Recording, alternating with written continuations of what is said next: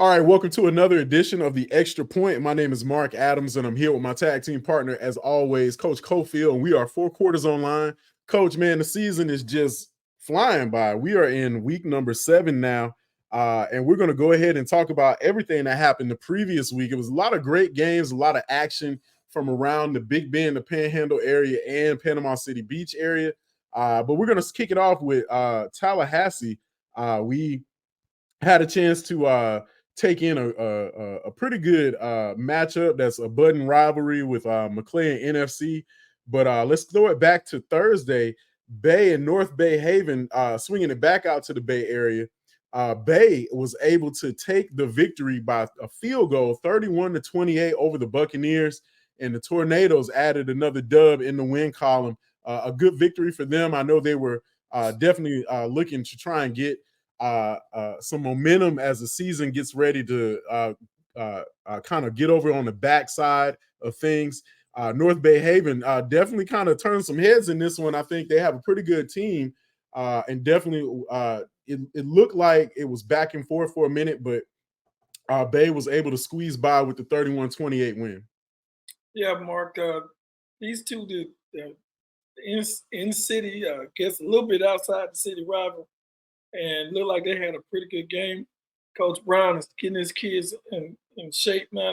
They're playing for the young team is getting better, and I think Coach Brown will try to turn that in. If they don't make it this year, next year should be a pretty good team. They should be a pretty good team with all the young talent that they have. Absolutely. There's we talk, Coach Brown is one of our guys. We get a chance to talk to him pretty frequently, and looking at how teams is built and put together, he's got a lot of young guys on that team. So it'll be interesting to see how things shape up for them going through the latter part of the season. So let's go Yeah. ahead and jump into some Friday night scores. Wakulla Rickards, man, a great matchup. And Rickards really put up a good fight, but it was all War Eagles as they were able to pull away 35-22, a big win for Wakulla. And they are moving right along through the regular season. They look like one of the teams to beat in the Suburban Division. Yeah, Wakulla looks tough. They are undefeated. Everybody they play, they might start off a little slow, but they put it away in the second half. This time they started off fast and ended fast. And Coach Cleese has really taken that program to another level. These guys look like a sure thing in the playoffs. They look like a team that nobody really wants to play because I watched them the week before. They really hammered on Mosley. Now they come and beat up on Ricketts this week. Tough matchup. Tough team to play during the regular season. Okay, other scores from around the area. Gabi gets a big victory over Mariana, 43-21. Cougars on the right side of things this time. It's tough, man, when you got young guys and you're trying to figure out how to put together your identity. But Coach Jones, man, a much needed victory for the guys over on 1717 Tharp Street. Another big game going on from around the area. Mosley edges Childs by a touchdown, 21-14. And Mosley, I watched them at the beginning of the year, and they looked pretty dominant and pretty scary. But Childs definitely put up a fight in this one. Great game, great atmosphere. I think the Timberwolves definitely have some room for improvement, but nothing to hang their heads about. They went up against one of the best teams in North Florida right now this year, and really put forth a great showing. Yeah, the Childs, they fight in every game and really never gotten blown out this year. They play Wakulla tough. They play all the teams. They play tough. Sometimes they come up a little short, but they're a team to watch. And it's not an easy win. It used to be a time Childs would struggle. Teams, you kind of put that W on the board when you play them. Now, you better bring your A game when you play them. Yeah, absolutely. Other scores from around the area. Colquitt, 56, Lincoln 16. And, we had our eye on this one. The Trojans heading up to the Peach State, and really they were hoping for a better showing. But, man, you take on some of these powerhouses from across the state lines, and, you kind of going to get all you can handle. And the Trojans wind up on the losing end of this one pretty big, 56-16. But, you got to play teams like that if you want to build yourself for the postseason. So we'll see how Lincoln manages the rest of their year. They'll have nothing but local opponents going on this side for the remainder of the year. And I think the Trojans will be able to kind of bounce back next week and kind of look forward to being able to taking on some of their crosstown rivals and getting back on the winning side of things. Yeah, you're right, Mark. They took on a tough opponent. I think they ranked number 13 in the nation, one of the best teams in the whole country, and they crossed into going into Georgia and doing playing a very tough team, and that's going to help you down the road when you play good competition. Absolutely. Florida High taking on Trinity Catholic, and Seminoles able to squeeze one out 31-28 over Trinity Catholic. And Seminoles have really positioned themselves to be one of the teams to beat in their suburban classification. Looking at Florida High and the way they're built, they really have taken everybody's best shot, and they've come out on with every game with the exception of one. They've been able to come out victorious. I really think that Coach Hickman is trying to make sure his guys are battle tested, being able to endure a long regular season and taking everything that the postseason brings.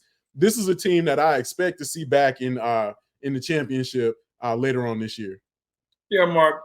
Florida have one of the best coach teams in the area. They do a great job getting their guys prepared for games, and their schedule is set up so that they're trying to plan for the playoffs. You play tough competition. That's how you get better, and that's how you fight through the playoffs. You got great competition. Your guys are not. They're prepared for adversity. They're playing tough guys. Look for Florida High to take it. Like you said, they might end up back in Tallahassee and brag for the state championship. Yeah, absolutely. This team is definitely, has a bunch of experience. They're battle tested. It looks like there won't be any strangers to adversity come playoff time. Meanwhile, over on Meridian Road, North Florida Christian visits McClay. It was close early, but NFC pulled away 46-6, taking the big victory over the Marauders. Other scores from around the area, Osceola beats up on Franklin County 42-8. Big win for the Warriors. Suwannee County downs Taylor County 33-6. And then Madison County blanks Jefferson County 51-0. And then the surprise that I definitely was not expecting, but hats off to the Liberty County Bulldogs as they edged the Sneeze Pirates by 4, 17-13. And Coach, I'm gonna get your take on this because I did not expect to see this one. I really didn't expect that, but Liberty is getting better and better as the season goes. That's what you want out of your football team. You might not be as good as you want to be at the end of the season, and by beating Sneed, that told me something. It told me they got better. I don't think that would have happened at the beginning of the year. Week 6, the team is hitting their stride, and I think they're doing a great job over there in Liberty County.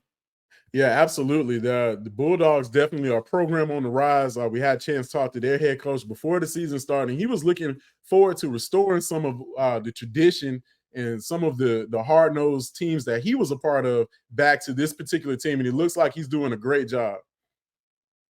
Some other scores from around the area. Bluntstown downs Port St. Joe 34-14.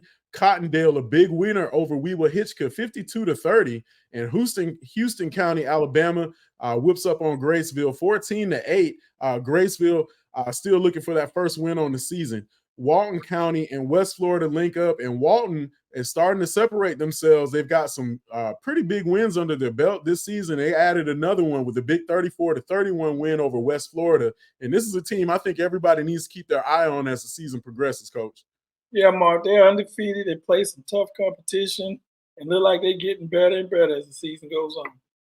So rounding out the area scores, Bozeman, a big winner over Freeport, 47-7. Holmes County rolling right along, steamrolling the competition, 56-20. And then South Walton blanks Rutherford, 31-0. And those are your week 6 area scores. And Coach, you're really starting to see a lot of things, especially from your top tier teams. They're winning the close ball games and they're getting it done when it counts. Yeah, that's what you want. You're getting down to we get down to the nitty gritty, as they say. Playoffs are about 5 weeks away. Teams are getting better. Some teams are falling by the wayside. Some teams are moving up, and it's enjoyable as a coach to see a team get better and better as the season goes on. And we see some of these teams knocking off some of the teams we expected them to lose to, and some teams that we expect to win getting beat. So, hey, it only gets better as the season goes on. Yeah, absolutely. I'm definitely. How cool is that? That it's going to be in Bragg Stadium. The big announcement coming out last week, being able to host the state championships here in Tallahassee on the highest of 7 hills. I think that's going to be a great atmosphere. FAMU that's just a good football venue. So many great games played there on the high school level at that. So I think it's just appropriate that the Rattlers get the state championship up on the hill. And I'm going to be looking forward to seeing who makes it there in December. I think that's going to be a great atmosphere, and I think we'll have a lot of local flavor to go along with it. I agree with you, Mark. It's going to be exciting. We can just drive across town and see the games. All right, that will do it for the week number 6 rewind. We'll catch everybody on our next segment where we preview week number 7.